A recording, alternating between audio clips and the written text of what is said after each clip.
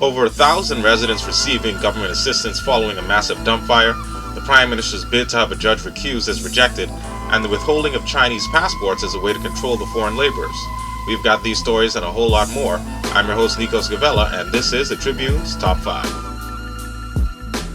The PLP's National General Council this week unanimously endorsed Wayne Munroe over Senator Frank Smith, ratifying the attorney for the Freetown constituency amidst drama and confusion over the decision. That action at the PLP's headquarters positioned the party to move into the next stage of its general election campaign now that it has ratified all 39 of its candidates. The at times chaotic process was transformed into a moment PLP officials said highlights a key difference between their party and the Free National Movement, the ability to unite after a bitter internal dispute. Encouraged by Prime Minister Perry Christie, Mr. Munroe QC and Mr. Smith shook hands and embraced each other on stage, drawing huge cheers and applause from supporters in the packed room. Mr. Smith acknowledged that he accepted his defeat with some pain, but said, and I quote, "I use the quote of my leader, 7 times down, 8 times up. Tonight is not my night.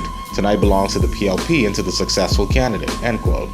Mr. Munroe ditched his prepared remarks. He was too overwhelmed by Mr. Smith's gesture to read them, he said. Before the show of unity, however, it was unclear how the night in question would unfold. Supporters of Mr. Munroe came out in large numbers to support their preferred candidate. At one point, they formed a barrier to the entrance of the PLP headquarters in an attempt to block Mr. Smith's smaller group of supporters from entering the building, although no confrontation took place. Not long after, the party's chairman, Bradley Roberts, issued a statement to the press announcing that the ratification would not take place as expected because of a letter the PLP's Montague branch wrote to Mr. Christie in a last-ditch effort to give the nomination to Mr. Smith. In the speech that was sent out to the media, Mr. Roberts said a 10-member committee would be set up to, quote, "amicably resolve the matter and report to the leader its findings," end quote. The speech sent out to reporters also said that he expected this committee to meet by next week Wednesday and submit a report thereafter, and then the party's ratification process would conclude. The mood among the crowd of supporters gathered outside the building dampened as news of the postponement spread. About 2 hours later, however, a supporter of Mr. Munroe exited the building and began to scream, prompting the rest of Mr. Munroe's supporters to respond in kind. Though they interpreted the scream as a sign that their candidate was ratified, Mr. Smith was at first unconvinced.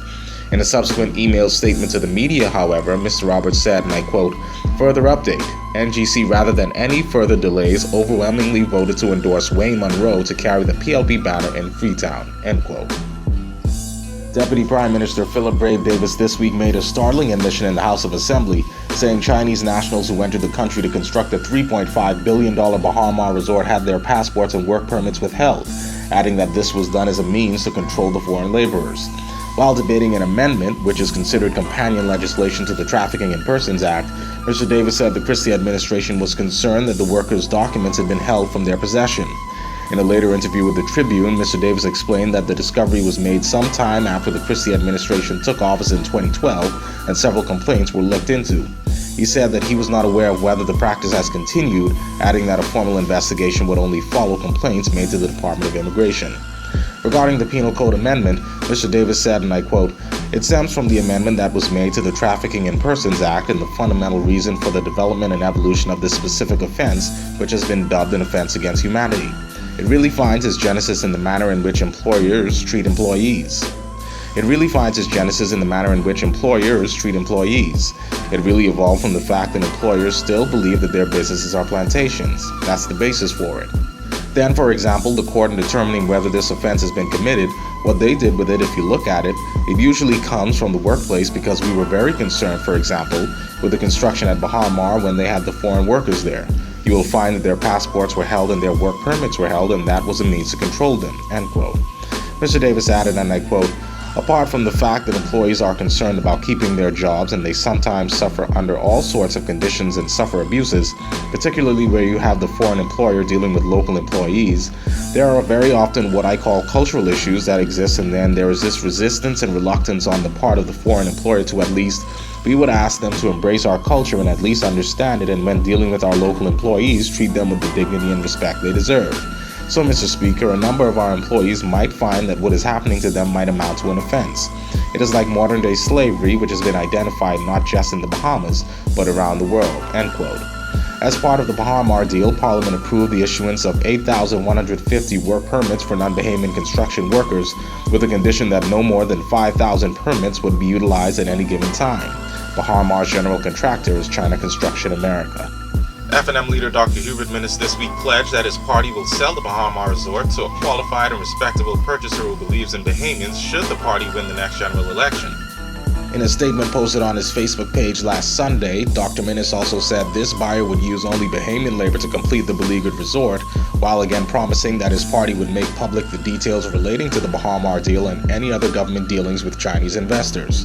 This position was welcomed by a source with intimate knowledge of the property. The source, who did not want to be named, called Dr. Minnis' pledge a game changer for the property that, if followed through with, would likely start a, quote, bidding war where the Chinese would no doubt be out, end quote. The insider added that Bahar Mar developer Sarkis Merlion would, quote, be able to beat any bidder, end quote. For his part, Dr. Minnis said despite pronouncements from the Christie administration, the $3.5 billion resort is not open and it is uncertain when this will occur. Previously, Dr. Minnis had agreed with Dame Joan Sawyer, who recently suggested that there were no legal grounds to seal the new deal to open the resort. Dame Joan, the former president of the Court of Appeal, said there was much confusion over how the judgment of a publicly heard civil case could be sealed. Dr. Minnis said this was why the sealing of the documents was, quote, all the more outrageous. A source close to the property believes the court documents relating to the sale have been sealed to hide a drop in the resort sale price. Prime Minister Perry Christie announced the official sale of Bahar Mar to CTFBM Holdings, a subsidiary of CTFE, last December, at the time stating the resort was set for a phased opening beginning in April 2017 and a full completion by this fall. It has since been revealed that the sale has not been finalized and that the opening date for the Rosewood Hotel brand, owned by the Bahar Mar buyer, has seemingly been delayed to spring 2018. Last December, Mr. Christie did not disclose the sale price of Bahar Mar, adding that details of the deal are still sealed by the Supreme Court at the request of the Export-Import Bank of China. The government has since announced plans to table the sealed Bahar Mar documents ahead of the April soft opening. Prime Minister Perry Christie this week suffered another legal defeat in his case against Supreme Court Justice Rhonda Bain when the Court of Appeal unanimously rejected his application for leave to begin appellate proceedings into the judge's decision not to recuse herself from judicial review cases involving construction works at Niagara Quay. As Minister for Crown Lands, Mr. Christie is one of the respondents in the cases. His attorneys argue that Justice Bain should have recused herself because she has an application before him in which she seeks to extend her tenure as a Supreme Court judge. She cannot be perceived as impartial because of this, the attorneys say. Mr. Christie has not indicated whether he intends to grant or deny Justice Bain's application for extension. Judges routinely make such requests when they approach retirement age, and they are usually granted as a matter of formality. Wayne Munro, the Prime Minister's attorney in the case, said this week that he will seek instructions about whether to continue the appeal process. Attorneys for the Prime Minister had filed a motion in the Supreme Court on January 26, asking that Justice Bain recuse herself from the judicial review or any other cases in which he is a party, on the basis that she is set to attain the legal age for retirement in April. She has an application for extension that would have to be authorized by the Governor General on the advice of the Prime Minister in consultation with the leader of the official opposition. On February 6, Justice Bain ruled there was no merit in the application to recuse her. Among the relevant judicial review cases over which Justice Bain will preside is one launched by 103 of Peter Nygaard's Lifer Key neighbors. This week, Fred Smith QC, lead counsel for the Coalition to Save Clifton Bay in 3 of the judicial reviews, described the latest ruling against the Prime Minister as akin to, quote, almost 3 strikes and you're out.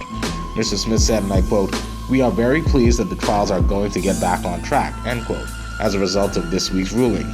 He said Justice Bain had directed all parties to return on Monday morning and that the coalition was anxious to conclude the judicial reviews, 4 to be heard consecutively, including that of the 103 neighbors, given Justice Bain's, quote, institutional knowledge of the cases over a number of years, end quote. More than 1,200 residents have received some form of assistance from the Ministry of Social Services in the wake of the ongoing fire at the city dump. According to officials, as of last Sunday, about 300 heads of households from Jubilee Gardens and surrounding areas had sought assistance and participated in the ministry's registration process. There are an estimated 600 homes in the area.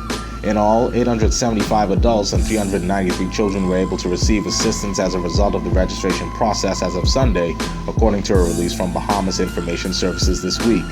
As residents around New Providence continue to complain about lingering toxic smoke emanating from the burning New Providence landfill, where a massive blaze broke out almost 2 weeks ago, several schools were forced to close early, and inclement weather forced a delay in the airdrops of fire extinguishing material on the fire. While residents in the nearby Tall Pines constituency bore the brunt of the smoke initially, in recent days those across eastern and central areas of New Providence have complained of unbearable conditions and acrid smoke caused by the ongoing blaze. This week, St. John's College and Eva Hilton Primary School in the Stableton area and others closed early because of the smoke. Lillian Kwan Forbes, Senior Deputy Director at the Department of Social Services, said that many of the residents who had sought assistance would have received an emergency food coupon. She said information gathered at the command center also allowed social services officials to collaborate with public health officials in securing medical assistance for those residents in need of medical attention. Mrs. Kwan Forbes also said that of the 301 heads of households that registered at the command center, it was able to accommodate 41 families consisting of 162 persons at 9 hotel or motel establishments in New Providence. She also said the Church of God of Prophecy made their facilities available for use for persons needing temporary housing accommodations. On March 5th, a massive blaze broke out at the Harrow Road landfill site, blanketing nearby communities, and in particular Jubilee Gardens, in thick, black, hazardous smoke and forcing residents in that community to evacuate their homes. On Monday, Environment Minister Kenrick Dorsett said Geltech Solutions, a company that specializes in fighting fires while protecting the environment, has been contracted by the government to assist in extinguishing the massive blaze. He told the Tribune the U.S.-based company, along with Fletcher Air, began dropping fire ice, a firefighting gel, on the sites at the landfill on Sunday that were either too dangerous or unreachable by firefighters.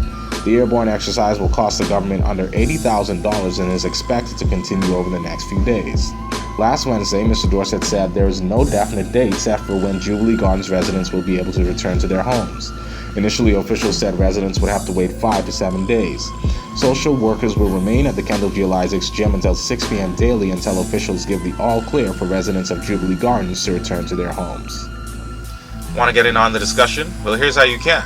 Just log on to our website, www.tribune242.com, like us on Facebook, Tribune News Network, subscribe to our YouTube channel, Tribune242, or send us a tweet at Tribune242.